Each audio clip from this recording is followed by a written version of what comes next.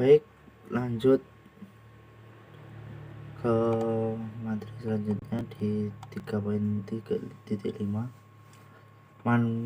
model referensi manfaat menggunakan model berlapis. Anda tidak dapat benar-benar menyaksikan paket-paket nyata yang berjalan melalui jaringan nyata, seperti halnya kita dapat menyaksikan komponen-komponen mobil di jalur perakitan. Jadi ada baiknya kita memiliki cara berpikir tentang jaringan sehingga Anda dapat membayangkan apa yang sedang terjadi. Sebuah model berguna dalam situasi seperti ini. Berikut manfaat menggunakan model berlapis. Membantu dalam desain protokol karena protokol yang beroperasi pada lapisan tertentu memiliki informasi yang dapat menggunakan yang mereka gunakan dan antarmuka yang ditentukan ke lapisan di atas dan di bawahnya, mendorong persaingan karena produk dari vendor yang berbeda dapat bekerja sama, mencegah perubahan teknologi atau kemauan pada satu lapisan agar tidak mengaruhi lapisan lain di atas dan di bawahnya, menyediakan bahasa umum untuk menggambarkan fungsi dan kemampuan jaringan. Seperti gambar berikut, ada dua model berlapis yang digunakan, yaitu OSI dan TCP/IP. Yang ini OSI dan ini TCP/IP, terus ini rangkaian protokol TCP/IP.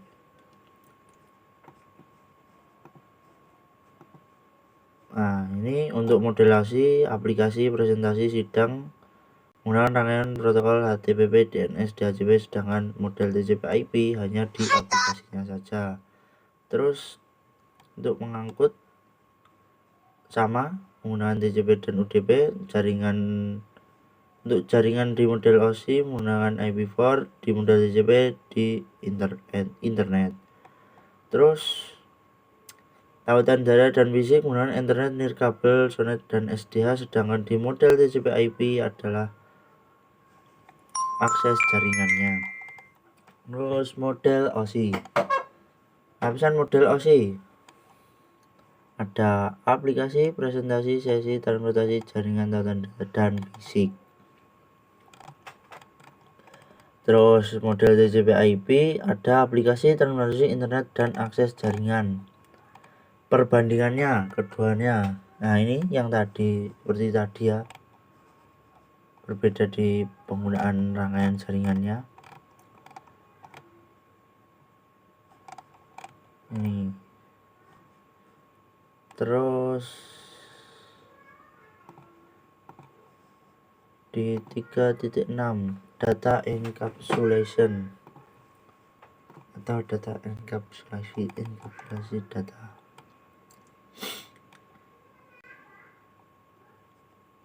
Pesan segmen berarti. Segmentasi pesan. Mengetahui model OSI dan TCP/IP akan berguna saat Anda mempelajari tentang bagaimana data dienkapsulasi saat data tersebut bergerak melalui jaringan.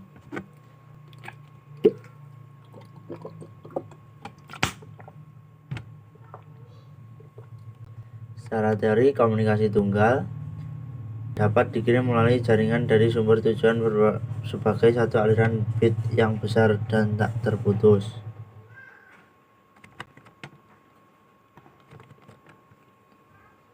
Namun, hal ini menimbulkan masalah bagi perangkat lain yang perlu menggunakan saluran atau tautan komunikasi yang sama. Aliran data yang besar ini akan mengakibatkan penundaan yang signifikan. Jika ada tautan yang saling terhubung yang gagal selama transmisi, pesan lengkap akan hilang dan harus dikirim ulang secara penuh. Hal ini menyebabkan segmentasi pesan memiliki dua manfaat utama, meningkatkan kecepatan dan meningkatkan efisiensi. Ini segmentasinya. Ini pesan diproses di server, terus lalu ke penerima dan penggandaan berarti root antara keduanya mengirim pesan. Salah satu aja. Terus pengurutan. Tantangan dalam menggunakan segmentasi dan multiplexing untuk mengirimkan pesan melalui jaringan adalah tingkat kerumitan yang ditambahkan ke dalam proses. Bayangkan jika kita harus mengirim surat setebal 1100 halaman, tapi setiap amplopnya hanya dapat muat 1 halaman. Oleh karena itu diperlukan 100 amplop. Dalam komunikasi jaringan, setiap segmen pesan harus melalui proses yang sama untuk memastikan bahwa pesan tersebut sampai ke tujuan yang benar dan dapat disusun kembali menjadi konten pesan asli. Di gambar berikut. Nah ini dapat diberitahu pengarahan. Jadi saat mengirim pesan diurut ya, terurut. Pelabelan memudahkan pemesanan dan perakitan komponen saat tiba.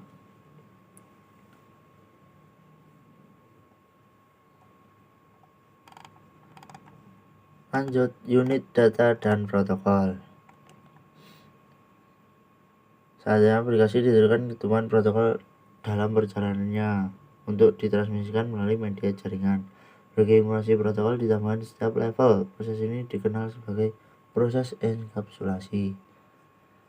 Meskipun PDU UDP disebut datagram paket IP, terkadang juga disebut dengan diagram IP. Bentuk yang diambil oleh sepotong data pada setiap lapisan disebut PDU. Selama enkapsulasi, setiap lapisan berikutnya mengansulasi PDU yang diterima dari lapisan atasnya sesuai dengan protokol yang digunakan. Pada setiap proses, sebuah PDU memiliki nama yang berbeda. Tujuannya untuk mencerminkan fungsi barunya.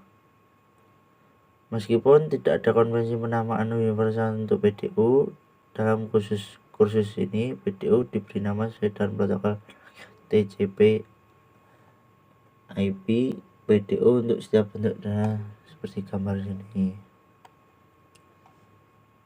Server. Contoh enkapsulasi.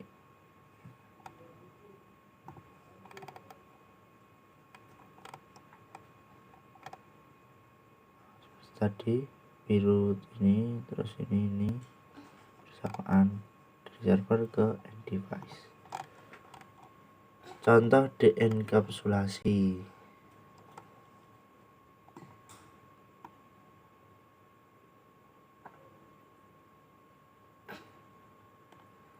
Nah, pengurangan ya. Nah, untuk web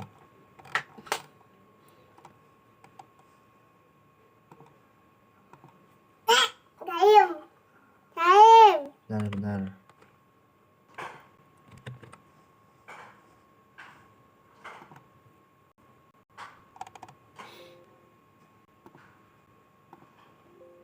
Aduh, internet.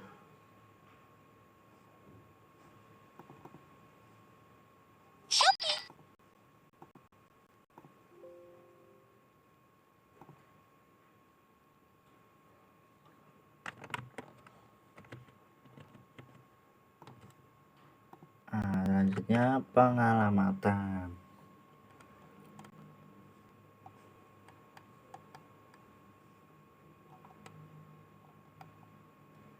Di sini lapisan jaringan dan tautan data bertanggung jawab untuk mengirimkan data dari perangkat sumber ke perangkat tujuan. Seperti gambar di bawah ini. Protokol di kedua lapisan berisi alamat sumber tujuan, tetapi alamatnya memiliki tujuan yang berbeda. Alamat sumber tujuan dan tujuan lapisan jaringan bertanggung jawab untuk mengirimkan paket IP dari sumber asli ke tujuan akhir yang memungkinkan berada di jaringan yang sama atau jaringan jarak jauh. Terus tujuan lapisan tautan data bertanggung jawab untuk mengirim bingkai tautan data dari satu kartu antarmuka jaringan atau NIC ke NIC lain pada jaringan yang sama. Fisiknya, bit, pengaturan waktu, dan sinkronisasi tautan data, alamat fisik, tujuan dan sumber. Jaringannya lapisan atasnya. Terus alamat logika lapisan 3. Alamat IP adalah lapisan jaringan atau lapisan 3 yang digunakan untuk mengirim paket IP dari sumber asli ke tujuan akhir seperti yang ditunjukkan pada gambar. Lapisan 3. Ding ding ding. Paket IP lapisan 3 nya. Alamat IP tujuan. Paket IP berisi dua alamat IP sumber dan tujuan. Alamat IP menunjukkan alamat IP sumber asli dan tujuan akhir. Hal ini berlaku jika sumber dan tujuan berada dalam IP yang sama atau jaringan IP yang berbeda. Alamat IP berisi dua bagian, IPv4 atau awalan, IPv6. Bagian paling kiri dari alamat yang menunjukkan jaringan tempat alamat IP tersebut menjadi anggotanya. Bagian host IPv4 atau ID antarmuka, bagian alamat yang tersisa yang mengidentifikasi perangkat tertentu pada jaringan. Terus perangkat jaringan yang sama. Alamat IPv4 sumber, alamat IPv4 perangkat pengirim, komputer klien. Nih. Alamat IPv4 tujuan perangkat penerima.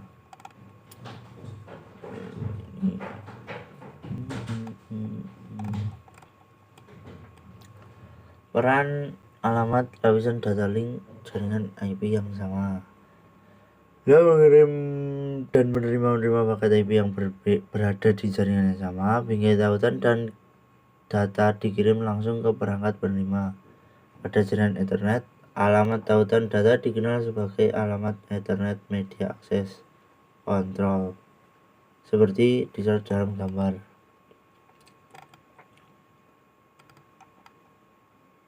Ini juga yang sama. Dan sumber.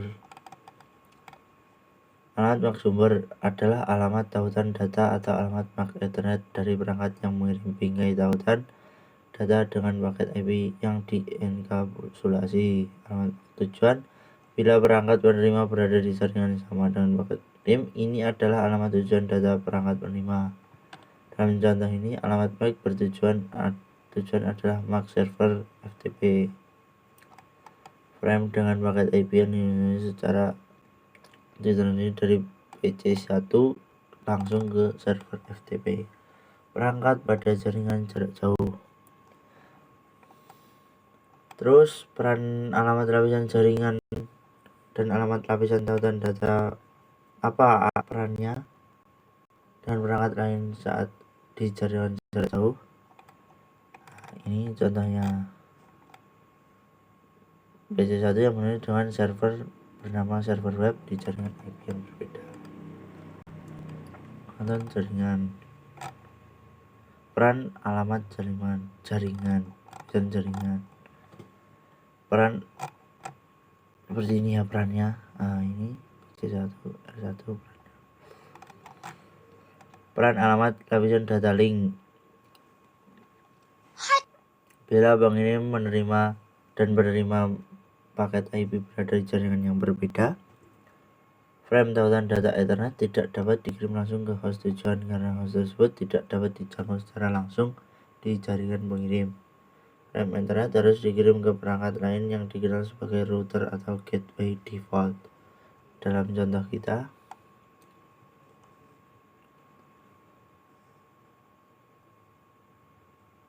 gateway default adalah R1. R1 memiliki alamat tujuan data Ethernet yang berada di jaringan yang sama dengan PC1. Hal ini memungkinkan PC1 untuk menjangkau router secara langsung. Ini R1 ke PC1, R1 ke alamat tautan data. Alamat tautan data, alamat fisik layer 2 tautan data peran yang berbeda. Tujuan dari alamat tautan data adalah untuk mengirimkan data dari satu antarmuka jaringan ke antarmuka jaringan lain pada jaringan yang sama. Sebelum paket IP dapat dikirim melalui jaringan kabel atau nirkabel, paket tersebut harus dalam bingkai tautan data sehingga dapat ditransmisikan melalui media fisik. Nih, host ke router, sumber aslinya di sini, terus tujuan sumber, ini sumber IP-nya, alamat IP tujuan, ini sumbernya. Terus router ke router seperti ini gambarnya, router ke server seperti ini. Nih penjelasan, saat paket IP bergerak ke host router akhirnya router ke host pada saat di sepanjang perjalanan paket IP dalam bingkai tautan data baru. Lanjut, ini kita install Wireshark ya, lunak menganalisa protokol atau aplikasi paket sniffer yang digunakan untuk memecahkan jaringan, analisis, pengembangan perangkat lunak, dan protokol serta pendidikan. Ini digunakan seluruh kursus untuk menunjukkan konsep jaringan. Ini install di sini, akan installnya nanti, dan ini cara menggunakannya. Terus di sini ada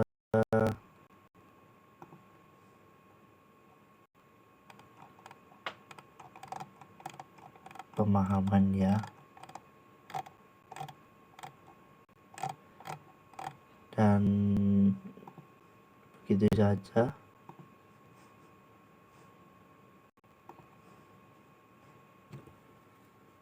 Penjelasan tugas video dari saya di pertemuan modul 3 ini, dan apabila ada kurang lebihnya saya mohon maaf. Wabillahi taufiq wal hidayah, wassalamualaikum warahmatullahi wabarakatuh.